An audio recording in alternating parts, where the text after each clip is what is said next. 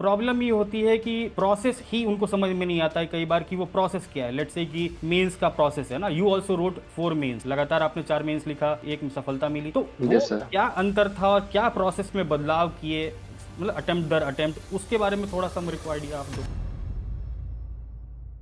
Yes sir, मैं देखता हूँ पिछले मेंस में और इस मेंस में तो बहुत फंडामेंटल चेंज है सर। शुरुआती के जो 2 मेंस हैं उसमें मैंने स्टैटिक्स पे मतलब बहुत ज्यादा मैं मान के रखा था, स्टैटिक्स बहुत हार्ड होता है। लेकिन जो मेरा तीसरा मेंस था उसमें मैंने स्टैटिक्स संभाला था। उसके बाद ऑप्शनल भी अच्छा से संभाला था, लेकिन चूंकि पेपर ऐसा होता है यूपीएससी बीपीएससी में कि कोई ऑप्शनल जब होता था 67 तक, तो 67। ऑप्शनल जो है कई बार जो है गड़बड़ा जाती थी। तो हम्म। जिसकी वजह से जो है उस साल हो सकता है कि रिजल्ट से बाहर भी हो जाए। तो इसी तरह का जो है मैंने देखता हूँ पिछले जो मेरे शुरुआत के 2 अटेम्प्ट थे उसको मैंने अच्छे से तैयारी ही नहीं किया। 67 में मैंने तैयारी अपना पूरा एफर्ट लगाया, लेकिन उसमें भी कमी रह गई। और 69 में जो है मैं जैसे सर आपसे ही मिला था, टाइम कम था 69 के टाइम में मेंस के लिए, तो मैं कुछ ऐसी चीजों को ढूंढ रहा था क्योंकि बेसिक्स मुझे पता था। जैसे पिछले जो मेंस में दे रहा था 69 से पहले, तो उसमें मुझे बेसिक्स हिस्ट्री वगैरह चाहे जो भी पेपर 2 के पॉलिटी वगैरह है सब चीज मुझे पता था। एक रिसर्च भी मैंने करके रखा हुआ था।